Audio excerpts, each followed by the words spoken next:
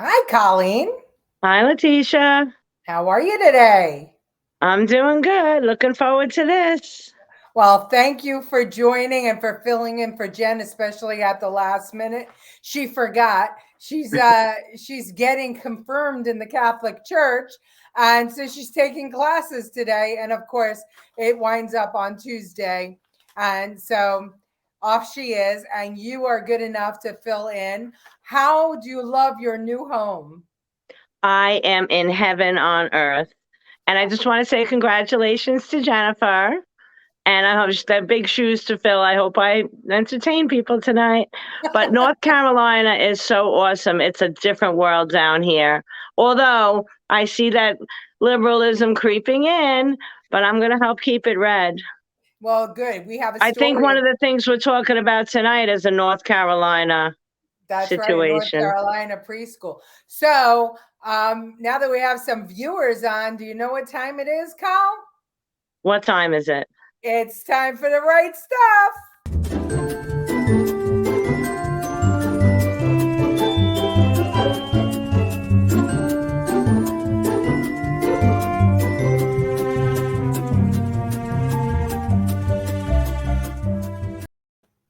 So that's our hinky little intro. We already are joined by Lucille Chavon, our OG. Say hello to Lucille. Hi, Lucille. So, Kyle, tonight's show, I thought with so much news about education, that tonight's show should be whether or not we should really entrust our government with the education of our children. I mean, if you take a look at what's going on, this government, federal and some states and cities, they're not even following their own rules. So, how can they teach or tell us what to teach our kids? I mean, education's supposed to be getting kids ready for adulting. And we're seeing more and more that government's just not doing that. They're talking about social issues and not concentrating on getting kids ready for work. So I thought we'd start off by showing a clip a year ago, Joe Biden talking about immigration, because we all know what a great job he's doing on immigration. So, Kyle, watch this clip and tell me what you think. For more than 30 years, politicians have talked about immigration reform, and we've done nothing about it. It's time to fix it. On day one of my presidency, I kept my commitment and sent a comprehensive immigration bill to the United States Congress. If you believe we need to secure the border, pass it, because it has a lot of money for high-tech border security. If you believe in a pathway to citizenship, pass it. There's over 11 million undocumented folks, the vast majority of here overstaying visas. Pass it. We can actually, if you actually want to solve a problem, I've sent a bill to take a close look at it. We also have to get at the root problem of why people are fleeing, particularly to our southern border from Guatemala, Honduras, and El Salvador. The violence, the corruption, the gangs, the political instability, hunger, hurricanes, earthquakes, natural disasters. When I was president, when I was vice president, the president asked me to focus on providing help needed to address the root causes of migration. And it helped keep people in their own countries instead of being forced to leave. The plan was working, but the last administration decided it was not worth it. I'm restoring the program and asked Vice President Harris to lead our diplomatic effort to take care of this. Their idea of immigration reform is no reform, it's just open borders. That's not a policy, that's lack of policy. 2 million illegal migrants have passed the border, bringing drugs and gangs and human trafficking. And how many kids have been killed? And all the things that he was saying, people are trying to escape from other countries. We have it here now. I know, and plus they want to turn this into those other countries with their policies. So where do people want to go when they want to escape government tyranny and socialism? If America is going to become one of them, there is going to be nowhere for these people that they, love so dearly to go. And this is a government that is not even following its own rules, yet it's in control of educating our children. I want to say hi to Bonnie. Hi, Bonnie. My mom is calling you Lucia. You have now been renamed. Hi, Mom. Good to see Hi, you. Mom. Hi, Bonnie. Margie says you can't trust the government. You just ask an American native. Yes, that's the truth. Marge is a Lenape Indian, and she's head of Red Storm, and so she knows. Lucille says cognitive failure. Yeah, he definitely. It's a whole administration of cognitive failure. I don't think they're failing in their eyes, though. I think they're accomplishing everything they're setting out to do. People see it as failure, but I think that's their goal. So they're successful in what they're trying to achieve, which is destroying this country and our children. Well, I think that you're right. And that's why, again, tonight's show is whether or not the United States government or any government should be in charge of educating our kids. And Lisa Franco says, hi, Lisa. Good to see you. So, so this same Joe Biden has now decided that we should forgive student loan debt. It's not forgiveness. It's transferring debt to people who had not incurred that debt. So right now, a plumber, a man who's never gone to college, anyone, I'm just using as an example, is going to be responsible to pay for someone's college education when he himself didn't go to get a college education. And thank God. Well, we're hearing all about this cancellation of student loan debt. So let's delve into a little bit about what this would look like. Here, take a look at this clip. Should everyone who has more than 10 grand in federal student loan debt be expecting relief?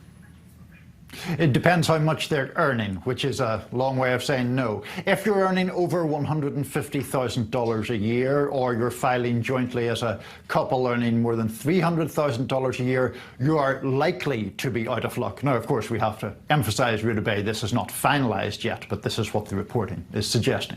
Right. And what about people who are just now going to college? Is this a one-time thing for people who already have the debt, or can future students also expect it? Specifically, it is a one-time thing. Future students cannot look forward to some guarantee of this level of student loan forgiveness. I don't even know what to say, because I don't know. You take this one for a minute. Let me think. I just had something that I wanted to say about. So you go to college, and basically society is now, we frown upon anybody who doesn't actually go to college, right?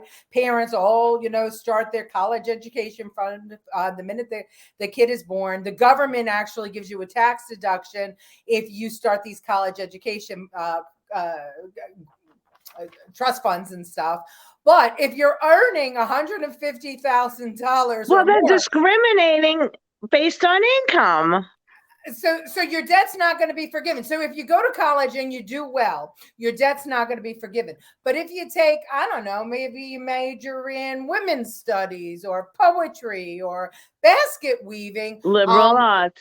Yeah, we're not going to forgive your debt. So really, I don't understand. I mean, really, what is he promising? Well, I don't even know if what they're teaching them. Are they even giving them teaching them? And well, I know at those majors they're not, but they're trying to indoctrinating all majors, I feel like. Well, and they're discriminating. So they're basically you're getting penalized for doing well. So they're rewarding incompetence, basically, or not incompetence necessarily, but you know what I mean. Wait, but you're right. They're rewarding the people that couldn't figure out, I need to go to college and further my quote unquote career and find, and study something that I could wind up with a job in that field. Because a lot of the kids who are graduating college nowadays, even with master's degrees, are not finding a job in the field which they study. No, I just heard this morning it was 50% of college graduates find a job in their field. Plus, I think they're corrupting their minds to somehow say that working is not a good thing. And And having things, is not, well, they're trying to make it more communal. So personal assets and personal growth, they're trying to do away. Well, we know they're doing away with individual freedom, I guess, individual growth, any kind of individualism, unless you're in a certain demographic. And then they want your individualism to be blaring, depending on the demographic of the day, really. I mean, depending on what And you make a perfect point. And so what you said before, I think hit it on the nose. They're rewarding incompetence. And if you don't want to work and you're going to, incur all this debt, then, you don't have to pay it back. But if you do the right thing, study in your field, get a job, and you're making $150,000, well, then tough luck. It doesn't matter that you spent $100,000 on college. And Lucille says, what about all the debt parents incurred? And you're absolutely right, Lucille. What about that? I mean, it's only the dreamers that get to go to college for free. You're sideways now, Colleen. What happened to your phone? You're sideways and you're frozen. It wouldn't be the right stuff if we didn't have technical difficulties. I'm not sure if it's Colleen or me. I hope it's not me. That would be really stinky. Okay, so while Colleen tries to get herself together, I'm going to text her now and see if she realizes that she's frozen. Then I am going to go to our next topic, which is, unfortunately, in Colleen's state of North Carolina, a preschool teacher was teaching. There's a preschool. We lost her altogether. A preschool teacher was teaching children about colors, and she was using flashcards that showed a pregnant man.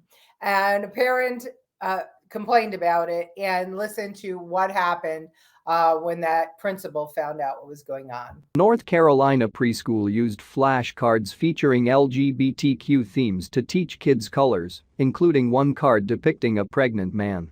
Schools should only be using age-appropriate materials, and these flashcards clearly do not meet that standard for a preschool classroom, Republican State Representative Aaron Pear said in a statement after being alerted to the cards by a constituent, according to North Carolina Speaker of the House Tim Moore. Pear said a concerned constituent emailed her about the cards that were being used to teach preschoolers colors at Ballantine Elementary School in Wake County, North Carolina.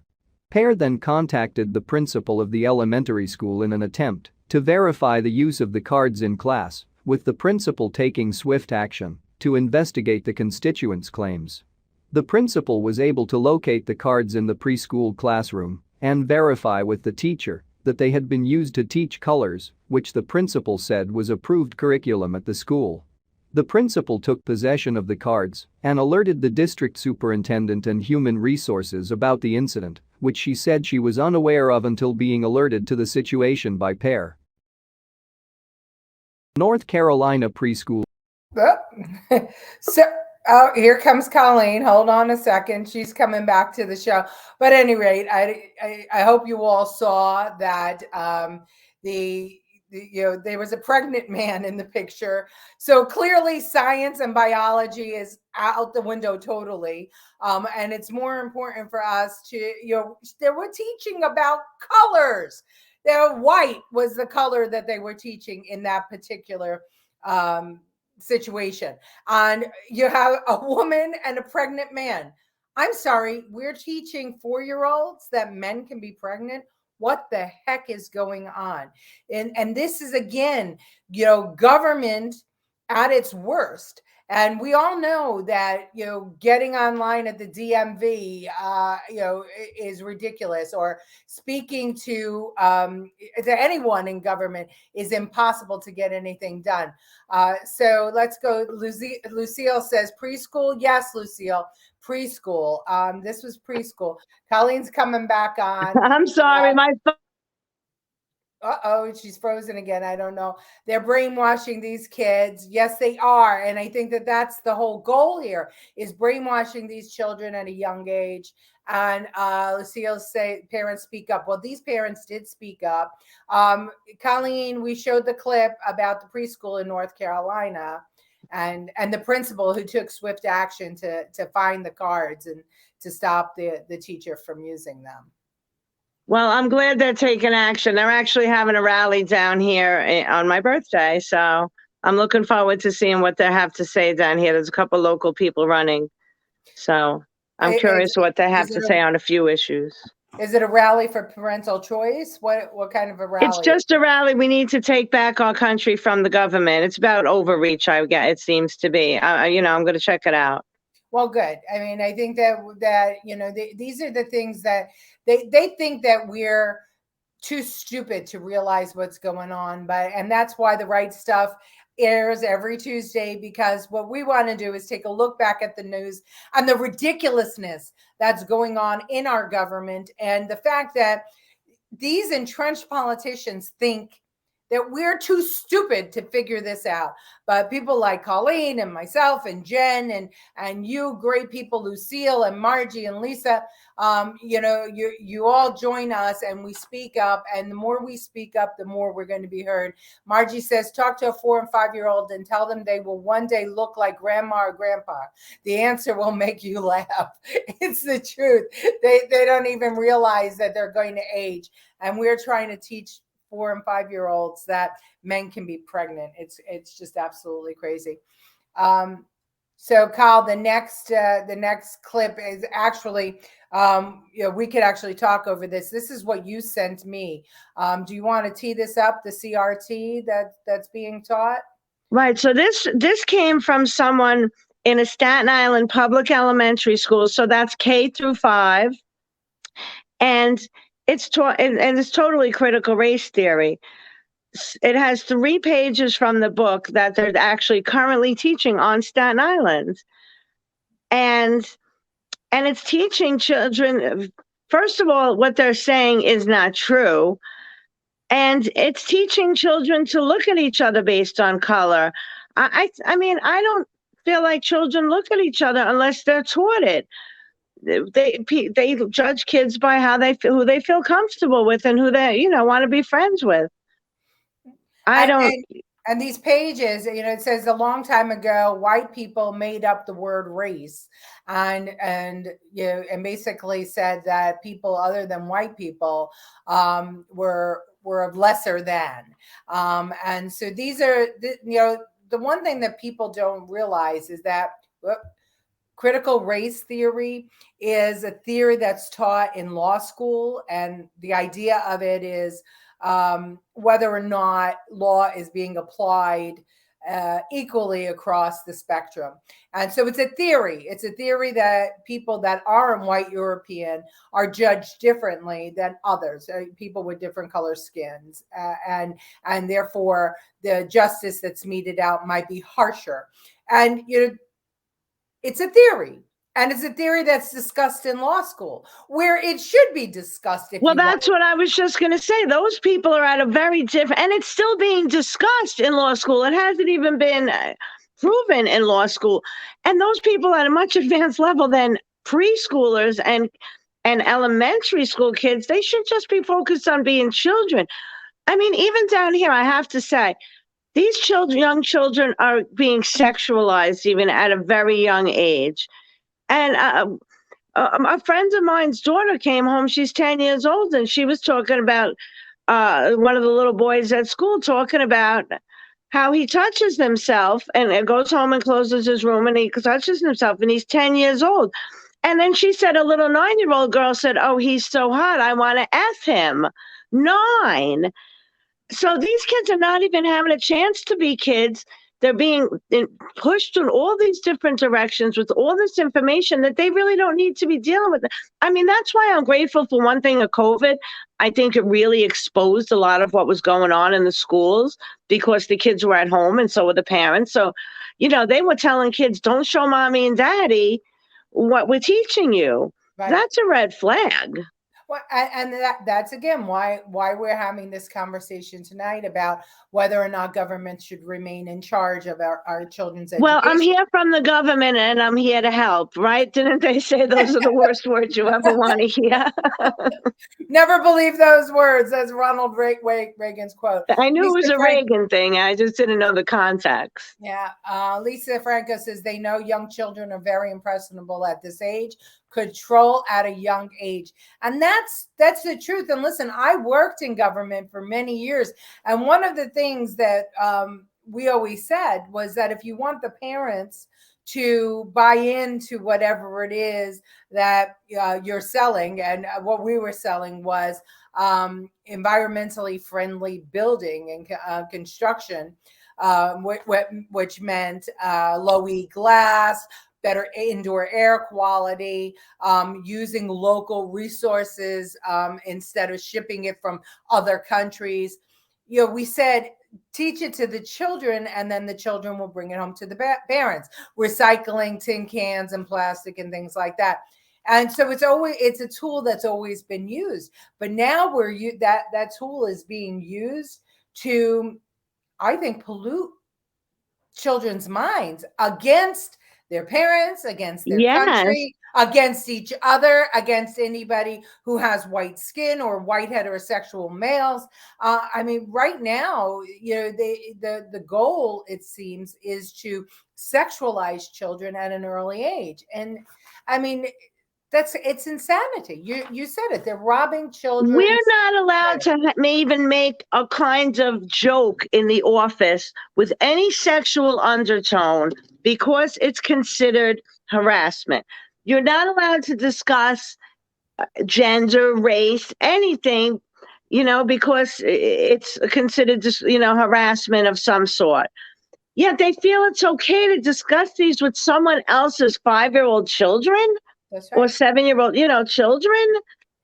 It's terrible. I mean, I don't think I'd want to hear it from school when I was a little kid. I remember when I talked to my mother about it, and it wasn't that young. Sex ed didn't start, for me at least, until I was in junior high school. I was going to say generally, that's when your hormones start going, and that's when they wanted to make sure that you were educated about how to stay away from unwanted pregnancies and on how to keep yourself from being having a sexually transmitted disease. I mean, and it was sense. About real health issues, health and not biology. What they call health now. And oh, by the way, at that point in time, when I learned sexual education, it was that, there are two genders, male and female. And that those are the only two genders that there were. But now, if you ask some legislators, they are on a tear to try and teach people that there are more than two genders. And again, science is science, and and social is social, and they're trying to change science now. We see that. And also, these kids aren't even, that's what they're learning in school, social issues. I'm glad you said that, because they're not learning reading and writing. Most of them are coming out math deficient, reading deficient. And the science they're teaching them and the history they're teaching them is not based in reality.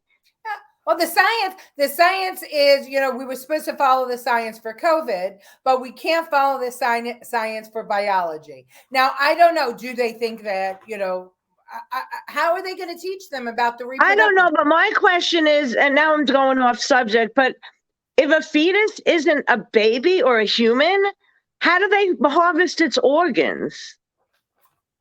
Right? They're harvesting organs from the fetal matter, but yet it's not human. But then how are you using the organs? That's right. Right. And they're just like the science, I don't know. It's not that it's not a human. But if I shoot a woman who's pregnant and I kill them both, it's a double homicide. But that baby's not human. So they just twist everything to suit their purposes. They have I was telling you before, everything that they do is superficial and it's not based in anything factual. And then they shut down everything that goes against it. So the majority of people only hear what they want them to hear. I think that what you just said is amazing, and it's right, because there is no consistency. I mean, there's, we've heard 100 million times, on the march for Roe v. Wade, and how all these liberals want to keep Roe v. Wade in place, and they want abortion up to the 9th month of gestation. And we've heard my body, my choice. But when it came to the vaccine, Oh, my no. body, my choice did not apply. Right Why? out the window. Right? Follow the science. Or even with the masks, that went right out. That was my body, my choice. They were beating people up if you didn't have a mask on. Right. And COVID did a lot of destruction to our society, but at the same time, I think it enlightened a lot of people, because people who believe in consistency and logic have to follow the logic, and they bring it to the natural conclusion.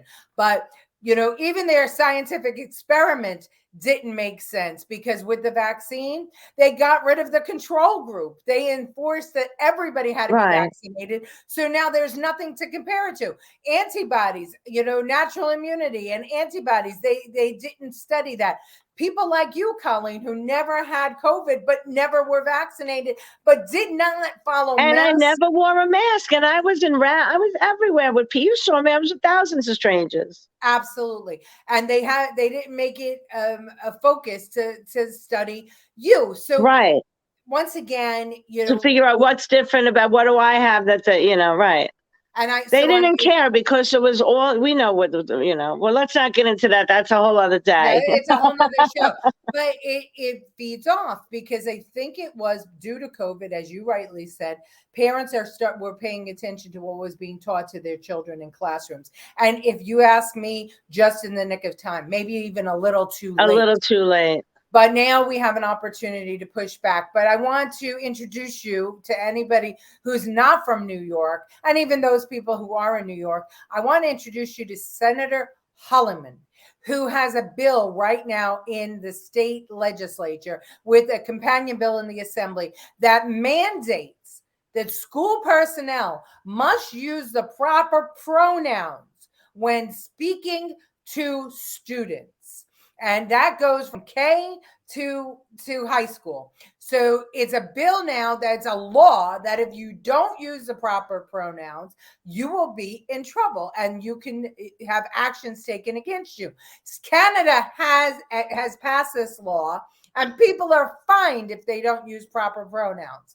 So I want to show you a clip of Holyman is his name, when Florida passed the parental control bill, or put it out. And I want you to listen to him degrading the Florida legislature and the governor, and also some of our New York State legislators. Watch this.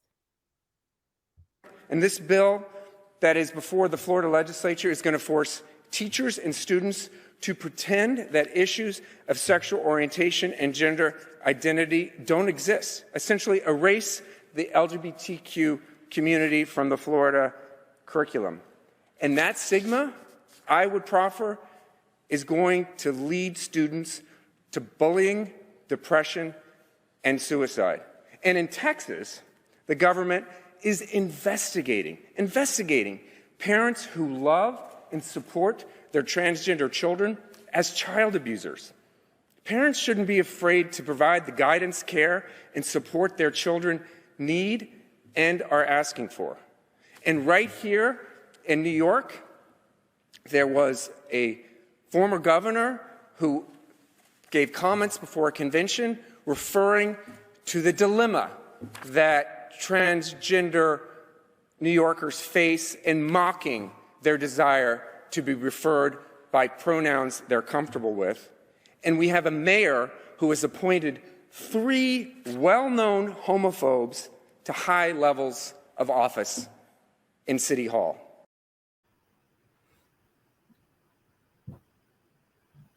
First of all, I agree with the governor of Texas, because I think it is abusive if you're going to, entertain that at such young ages. Because sometimes these thoughts are put into children. Like, we convince children that Santa Claus exists, that this Batman comes on reindeer, flies on the roof. I hope no kids are watching. Flies on the roof, down the chimney, and brings presents and goes to every house in the world in one night. And they believe that. So they might not even have it. Oh, they may be playing dress up, and somebody's going to force this issue into their head that they can be or want to be a different gender. A friend of mine, when I was working in Manhattan, she lived in Brooklyn, and her friend said her grandson came home and said he was 5, and his teacher told him, you can be a boy today and a girl tomorrow, and you can be whatever you want to be. I think that if kids prolong that urge that they want to be a different gender throughout until they become an adult, then maybe they can entertain it. But I remember when I was young, they wouldn't even talk to them about hormones until they were more 18 years old. They would start talking to them about it, and they had to be in years of therapy before they would start with any physical changes. And then Joe Biden said it's okay at 8 years old. So they're going to ruin these kids' whole, everything. Well, biology doesn't exist for them. So, but they're getting these before they hit puberty in that case. And what about the kids that want to be a fire engine and Batman? And Right. are we going to, allow them to surgically put a cape on or surgically put, reconfigure? How about plastic surgery? Should we start encouraging kids who maybe want a bosom at 10 years old or 11 years old because the girlfriend, develops sooner? Should we start implanting? Is that going to be acceptable? Or is it going to be, once again, only for certain things, is it acceptable to surgically change a child? I mean, I agree with you, Colleen. I think it's, making these decisions to surgically alter children at young ages. I mean, ultimately, it's parents' decisions what they do with their children, one way or the other. But whether it's socially acceptable to push that becomes the question. And it seems to me that parents are feeling pressured, to find out if their kid is gay. It's almost like a badge of honor. Oh, I have a gay child. If you have a gay child, of course you love your gay child, but to try to bring everything to that, when the number of gay people in society is a smaller amount than heterosexuality, why are heterosexuals turning themselves inside out to elevate and encourage children to feel gay or not gay or whatever? Why are we Right, or even like talking about like saying it's okay. Like, I think it might confuse them if the kid's not initiating it, or maybe go to them. I don't know, but I do know that there are statistics that show that people who do go through with their transgender surgeries, plenty of them commit suicide too. This guy was talking about kids committing suicide because they're not understood. Well, some of them go through everything and they kill themselves anyway. But beyond that, there's a lot of mental issues that go along with it, and with the transgender thing. And I personally know a couple of people who are transgender, and they live their lives as the opposite sex. They go to work. They present themselves as the opposite sex. They're not all flamboyant and jamming it down everybody's throat. Look at me, I'm a trans. If the woman transgendered into a male, but now lives as a male and not saying, doesn't tell everybody, and is not all like wearing clothes that are too small with the purple. Like they want to shove it down your throat. I feel like you can blend into society and live your life as a transgender person, as a homosexual, as a heterosexual, as we all do. We all cannot act out socially because something isn't going our way or someone doesn't accept us. I mean, if you're into S&M, should you be requesting beatings, on the subway, public, on the sidewalk, when you're not in a sexual situation? I mean, come on. There are socially acceptable situations. And what you said, again, on the money. When you are transgender, and I have many transgender friends, the goal of or the idea of being transgender is you feel like the opposite sex and you want to live your life as the opposite opposite sex. You And don't you want people do. pointing fingers at you saying, "Oh, you used to be a man," or "Oh, you used to Right. be a They woman." just want to You blend in just and want live to their life be. as that. That's And it. they're not demanding legislation, and they're That's not demanding the government subsidize them. right. And they're just living their life as an individual, that how they choose to live. That's right. And you know what? 90% of the people out there will accept them and treat them Exactly. just When you're not being like shoved down your anybody else. throat. Right. All right. So Bonnie says about 7 years ago at a company team building meeting, we were asked different questions. My question was, would you rather change your gender or go back in time? My response was, well, you can't change your gender. So, well, the meeting exploded into what is seen so crazy with these younger people, but they never explained how you could. I hear you, Bonnie. It's too many of these team building things are getting away from respecting each other in a social setting and society. Non-binary camel toe. Oh, that's Just Joe. like That's how one of the my pedophile Joes. You know Joe. wants everyone to know who they are and let it be seen as a sexual preference. Well, that's coming to what it is. I mean, look, wearing your sex on your sleeve, I mean, it has never been socially acceptable to do so. In mixed company and gentle company, you don't have those discussions about what turns you on and what doesn't turn you on with people who you're not sleeping with. Or You know, friends you don't with, go to like dinner. buddies. Yeah. You don't go to dinner saying, "Oh, I like, to be spanked." You go to dinner and you talk about the things that are going on in the world. And if you go to dinner and somebody brings a transgender person, you're not going to sit there and laugh or get up from the table and leave, because that's socially unacceptable. Once Right. upon a time, we were taught manners. But you know what? I think it's all out the window now, because I'm watching commercials about your poop. I'm watching commercials about peeing your pants. I'm watching commercials about feminine hygiene products that are way too explicit. And in But my what about the one where they're shaving? The three women are standing in oh my bikini God, bottoms with the three flowers, and one shaves it into a heart. Come on now. I'm like, I cannot believe this is on like prime time, like regular TV, like 9 or 10 o'clock at night. it's I'm still used to that prime time, like when I was a little kid. It was from 8 to 10 p.m. was no non-child stuff. Yeah. There, non-binary camel toe. There used to be a time when you spoke about sexual anything to a child, you'd be arrested. That is the truth.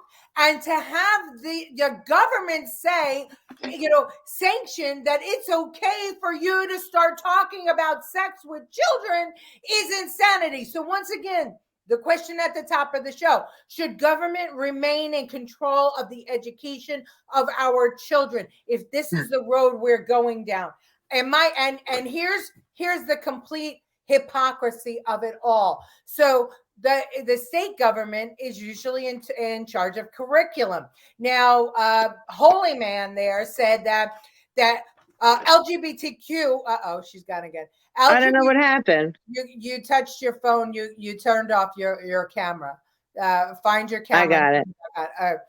So LGBTQ as part of the curriculum. Why is LGBTQ part of any curriculum? Again, it's, if you want to talk about sex ed, you talk about sex ed at an appropriate time. But at any rate, our governor in New York has celebrated the other day that New York, watch this picture. Just give me a second. I have to get up to the top. That your driver's license in New York can be male, female, or X. So if you are getting a New York State driver's license, you can mark down for sex X. Well, I told you the best part of my job application in North Carolina was only 2 genders. In New York, there's 5. There's male, female, cis female, and other. I mean, think about that. This is the craziest situation. So a governor that doesn't want to recognize science, male, female, it is setting the curriculum to teach children. What everyone needs to do is remove their child from public schools and let them suffer not getting any funding from the government. You're absolutely right. But, again, it's about parents.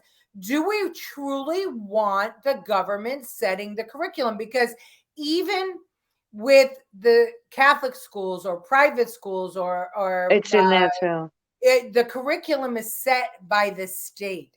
So, we have to do more than just take the kids out and destroy the funding, because it comes from the feds on down. The question remains, do we think the government is doing a good job at educating our kids? They're absolutely not. Just look at the rates, the reading levels, the math levels, the people that are coming out, they're not wanting to work. When we were young, we couldn't use calculators in school. In grammar school, we had to do everything manually, so we knew how. They're using calculators. I think the teachers are lazy. It's not the children. The parents are lazy as well, but also the parents, I think it was all orchestrated when they did the women's movement to get the mothers out of the house. The two-income households, nobody's better off with the mother out of the house. Nobody's richer because both parents were working. They got access to the children, and they started indoctrinating them. The parents are too busy trying to rush home, cook dinner, and get everybody settled and still have a moment of peace. Meanwhile, we used to go out, we went to school, we played outside till it got dark. We came home, had our dinner, did homework, went outside, and we still were able to. They're not even teaching them cursive anymore. We learned script. I went to Catholic school. We even had religion thrown in. We had gym. We had all these things. And we still had more time out playing. They're on these screens constantly. They're making them use their minds less. They don't go to the library and look shit up in books. Everything's at their fingertips. What's a book? They're making them lazier and lazier. Then you got the parents, who every parent wants to give their child a better life, but it backfired, and now they're entitled. I mean, I was entitled in my generation. This is 2-3 generations later. They're way more entitled. Well, I went to Catholic school, and guess what? The nuns hit us. And guess what? In Florida, where I went to junior high school, the teachers hit us. I had a great teacher, my favorite teacher ever, Mrs. Royster. She used to hit us with the ruler. She'd throw balls at us, staplers at us. She was an African-American woman who took hand marks on the face. And you know what? She was so involved with her students that she understood that I was interested in exploring my religion. And she came to my house and took me to her Baptist church. Could you ever imagine that happening nowadays? I mean, never. Teachers really cared. She was my favorite teacher. And don't think that I didn't get beamed with the rubber ball a couple of times. And if you went home and told your parents that it should beat you, you get beaten again. That's right. That's right. Now so the parents yell at the school to everywhere. Yeah, Lisa says, let them feel it in their pockets. You're right about that. Your friend says the government should never have the deciding rule of what gets taught to anyone in any school. I agree. Lucille says college graduates cannot spell nor add. That's right. And you know what? It's because we adopted Common Core. It doesn't even make sense. The parents don't understand the math, so they can't. So basically, be involved. I think that was orchestrated too, so the parents stopped being involved. How do you get involved? And nobody wants to feel like an idiot. We all know that 2 + 2 = 4. So how is it that math is not math anymore? And oh, by the way, it's also racist. Are you freaking kidding me? It's racist. It's math.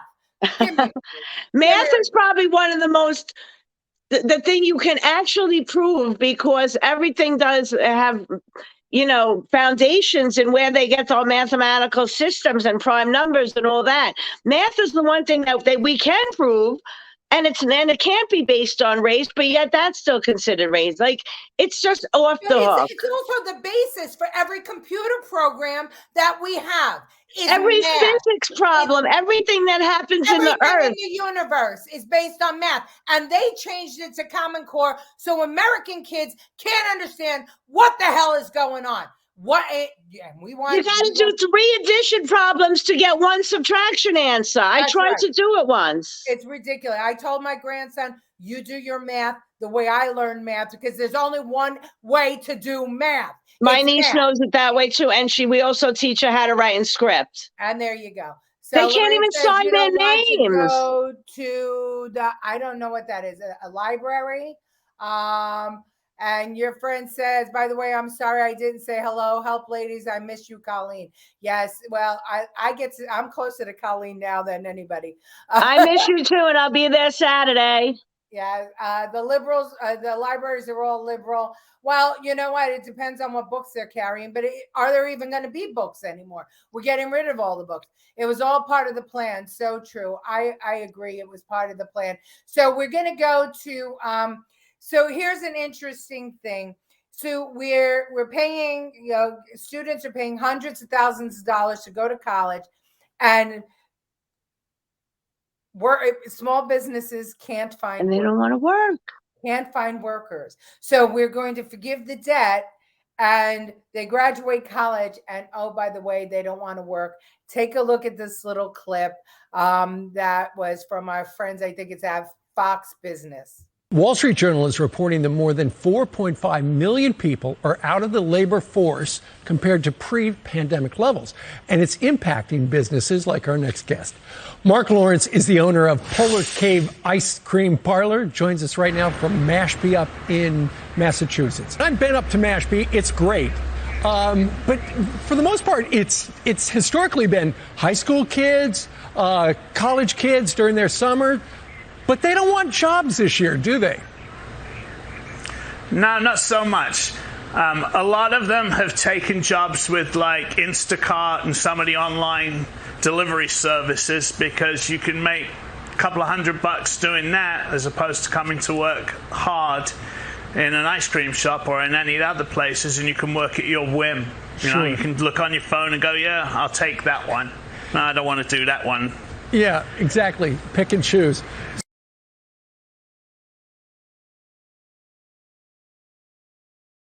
I just got a video from Scott LeBeda, which we're going to show in a bit. Oh, yeah. I just need to share it to the proper thing. So, Colleen, talk about that. Well, I just think. Wait, I just to talk for 1 second. Let me talk about it 1 second. So basically, the kids now want to work according to. Oh, right. Yeah, I'm sorry, I got lost for work. a second because I was thinking of Scott's thing. Yeah, I think that goes back to what I was saying about the parents wanting better for their kids every generation, and they, shower them to things, and kids feel entitled. Then they feel like they don't understand the value of things because everything's handed to them, and also, I don't think it helps that the health insurance keeps them on to they're 26 years old now either. I think the government's, that's part of it too, because they're teaching them that, working, they don't have a work ethic. They're teaching them that capitalism's bad. So they don't want to go to work. They don't want to work capitalist. They're teaching them that private ownership is bad. So they don't have any goals to strive for. And I think they want to do the bare minimum and stay on their phones as much as they can. Plus, they don't have any marketable skills. Plus, we're throwing all the jobs out of here. So I think there's so many contributing factors to it. But I think this social media, these phones have desocialized us. There's no more human interaction. People have, they don't have to go out. They don't go out as much. They don't have the expenses. They're sitting home on the phone for their entertainment. Well, I think that what he said about Instacart was really that they don't want to work hard Full time. And I could tell you that Jen relayed a story to me, and I don't want to tell tales out of school, but a local small business in Staten Island saw a girl struggling to mop the floor. And so he said to her, I don't understand why you're struggling. Haven't you ever mopped a floor? And she said, no. And he says, well, haven't you ever watched your mom or your dad mop a floor? And she says, oh no, the housekeeper does that. I mean, kudos to the kid for going to work, because that same guy had a young kid who said, oh, I can't work Saturdays and Sundays and Mondays. And he said, well, why? School's out. And he's like, oh, I have to go to the Hamptons on the weekends. I mean, and this is one our young people are doing. They don't want to work. this is what they want to do. But where are they getting the money to do it without working? Yeah, well, that's the question, right? Where are they And getting why aren't the money? parents, like, I would be teaching them to work, like, the parents should want them to be a success. If the parents that successful that they have a housekeeper, they should be teaching them that same work ethic so the kid becomes successful. But it doesn't work that way anymore because parents want their kids to have a better life than they had, right? So what does that mean? Laying around on your fat ass, Getting them a brand new car when they go. Order online, do this, do that. Nobody knows how to cook. They don't even have to go shopping together anymore with the parents because they could do everything online. That's right. So and you get you say riskier things online. You say things you wouldn't generally say. I think face to face. I think a lot of the sexual things with the kids is coming online. With the pictures of the boobs, they're sending naked pictures to each other. Yeah. I mean, I'm grateful that I was not alive. I mean, I was not a teenager with a cell phone. I'm glad cell phones with cameras came out after I was, because I probably would have made stupid decisions too. But I just feel like there's no personal interaction. I think that's a big part of it. Yeah, well, we desocialize it. We're staying away from each other, and that's what I believe COVID was the perfect social experiment. Keep everybody out of church, away from each other. Don't touch anybody. Don't kiss anybody. Don't have any real human emotions. Right. I mean, we were already seeing that years ago. I think you remember the kid who gave birth in the toilet bowl at the prom and left the baby to drown in the toilet bowl and went back out and kept on dancing. That lack of human emotion. And now we have abortion till 9 months gestation. That puppies have more rights than the unborn child. Right. Well, now I think California passed it that it could be 28 days after the baby is born. Somebody said that to me. I can't believe it. Yes, but now they're saying for medical, if the mother feels, what if the mother has postpartum depression in that time and kills that baby, and then a month later she doesn't? Well, even 9 months old, if that baby could live outside the body, take it out, and there's so many people who can't have babies that want a baby. Well, I want somebody to research whether or not California did pass 28 days after. I can't possibly believe it. And if it did, it should just fall off into the ocean, or the people of California, better. But look, California passed a law that if you're 24, you can have sex with a 14-year-old. It can be 10 years difference. Yeah. Down to 14 if there's genuine feelings. They didn't prosecute a teacher because she slept with the 13-year-old boy because they felt she had genuine feelings for him. I mean, and that's when the wildfires started out there. So I think that God's listening. Maybe. I get kids coming in the store all the time buying stuff using credit cards, but they buy $1 Arizona on a card bendy. They never even have $1 in their pockets. That's the truth. Because I try to get my grandson. My grandson doesn't want to touch cash. He says it's dirty. And when he gets cash from my mother, who still slips him a 20 or a 10 or whatever, he gives it to me and says, Venmo it to me, Ma, because he doesn't know what to do with cash. He never even understood it. They can't even make change if they have cash anyway. No, they put the change. They put the change in the thing for supposedly, I don't know what they think they're leaving the change for, but it's all I know is all the deli workers, they're getting rich off all the change people leave behind. Jamie Ann says Maryland first was the state to pass a bill was introduced. So Jamie is saying that Maryland did indeed pass a bill for killing babies after they're born. I don't know. This is crazy. All of it's crazy. Well, so we only have 7 minutes left, so we'll get to these these two clips. We all watched Texas, Uvalde, Texas, the shooting. It happened, as a matter of fact, somebody on our show brought it to our attention, and Jen and I had a conversation about whether or not people should have assault weapons and not assault weapons, and a whole two-way discussion ensued. But the Democrats wanted to use it, politicized it by saying to ban all assault weapons. The Republicans are politicizing it by saying, more money for mental health and leave all the weapons in 2A alone. But I wanted to bring you this interview of a 10-year-old who was actually in the classroom next door where the bullets were whizzing. I wanted to bring it home and make it human. Then I just went to the window to go see what was going on. I saw a police officer, and then I heard more of the gunshots. 10-year-old Gemma Lopez survived the unimaginable. The Robb Elementary School fourth grader was in her classroom Tuesday morning when an 18-year-old gunman armed with an AR-15 style rifle began shooting up the connecting classroom next door. A bullet came through the wall. It went in between Gillis and Stacy.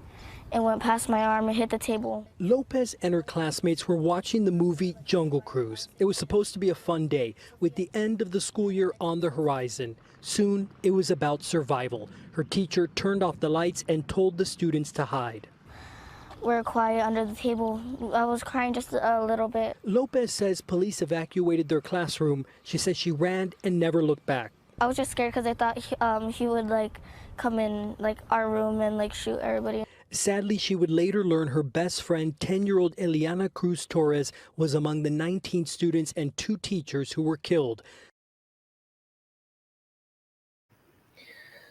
So, how does a child ever get their head right after that? I just, and to see Biden go on TV right after and talk about assault weapons And politicize it. I mean, as if the gun jumped out of nowhere and just shot everybody up. There was a person who did this, and the mother of that man, that Ramos, I believe his name is. Yes. She said that he was never violent. He was, she can't believe this happened. But I want to play clips from some people who actually knew him. Then I just went to the window to go. Sorry, that was the wrong one. Here's clips, conglomeration of some clips. One guy that knew him and some of the information that we later found out about him. The shooter was 18 years old, a high school dropout with no criminal history. Those who grew up with the shooter describe a downward decay from a typical kid to a loner who dipped into violence. One friend tells the Washington Post he would randomly shoot at people with a BB gun. Another says the shooter told them he wanted to join the Marines so he could kill people. And the boyfriend of the shooter's mother tells us that the shooter and his mother had a checkered past where violence would sometimes ensue. Police were called once or twice, according to neighbors, and then one day 8 police officers showed up. The next day, the shooter was gone, moving to his grandmother's house behind us. Salvador Ramos was a boy who was not bullied. He would try to pick on people but fail, and it would aggravate him. I would like to get that out of the way. He was not bullied. He, prior, and I don't see this covered, and I'm going to put this out there, he would hurt animals. He was not a good person. Well, he obviously had issues because it's already disclosed that he was on antidepressants. So if you look at the last 3 school shootings, all 3 shooters were kids on antidepressants. So I think they need to, first of all, look at mental health, but also look at big pharma, because when they're looking at mental health, they're seeing someone for 15 minutes and then prescribing them a prescription. They need to have long-term conversations with people before they make a diagnosis and start medicating people. They're medicating children into submission if kids don't act the way they want. I mean, even look, when kids were growing, when our generation was having kids, the thing was they were saying, oh, they just stick them in front of the TV. They just stick them in front of the TV. And now this is, Now they stick them in front of the video game console. And those video games are violent. And if you ask me, they're becoming desensitized. The interesting thing is, definitely. Many of these games are being created in China. The ones on your phone, Candy Crush, the apps, TikTok, all of these things are being created in China. Yet China, and I'm not saying I agree with this, but think about it. 2 China hours of screen time. limits the amount of time that you can spend online every single day. Because they know the damage it does, and that's how they're taking us over. Their kids are disciplined. They're all on point. And they're laughing at us because they're giving our country the drugs. They're doing all this stuff. They're infiltrating everything.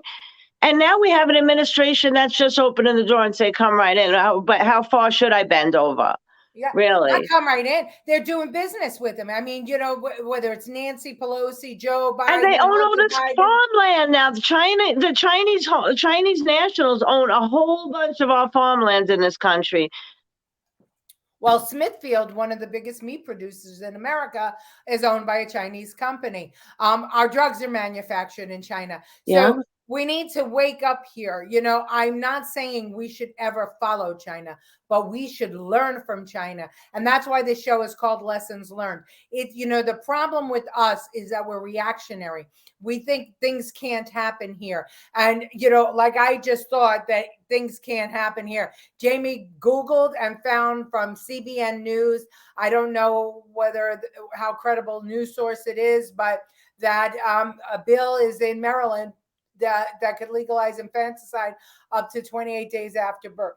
If that is the truth, if that is a bill that actually sees the light of day, I'm sorry, I have the hiccups, I'm so excited, then there is no hope for this next generation. I'm pretty sure it's passed in California.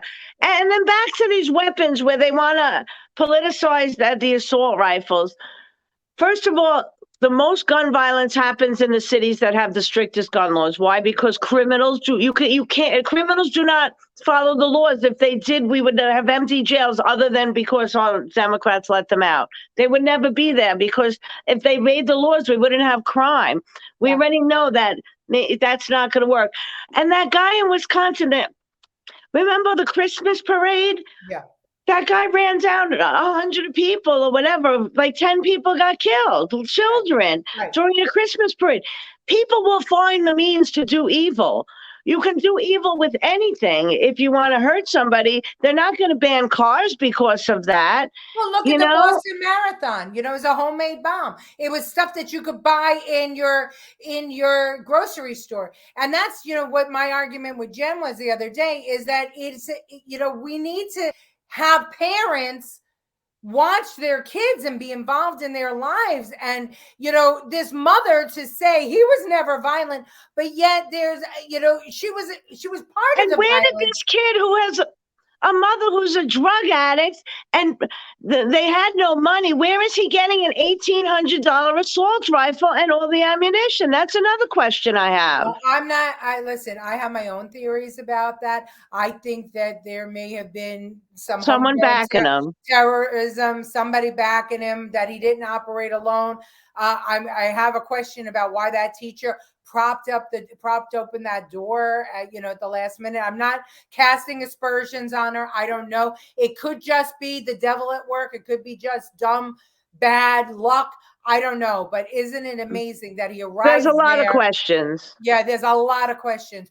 But, you know, I was hoping that I could put the video up. I can't. Right, Scott. At 6:30, Scott Lebedo, the Patriot artist and an activist, unveiled 21 cardinals on the grounds of Mount Loretto. You should go and see it. It is a beautiful tribute to the 21 lives that were terminated, massacred in Texas by a crazy, I don't know. I don't even have enough words for this shooter. And he did a tribute. So if you're on Staten Island or anywhere near New York City or New Jersey, drive over the bridge, go to Mount Loretto. It's on the southernmost tip of Staten Island, and see 21 cardinals.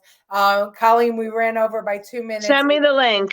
I will send you the link to post. If you can't catch us, remember, live on Facebook. We'll be on Rumble in an hour. Send the link to your friends. Ask them to you know, subscribe to Rumble and to give us a Rumble. Thank you to everybody for being here tonight. Jen will be back next Tuesday, I hope, unless she has another class. Colleen, thanks from North Carolina. You look beautiful. I miss you terribly. miss And you. thanks to all of you for being Thanks for having me. Okay. Love you. Thank you, Lucille. Bye-bye. Bye.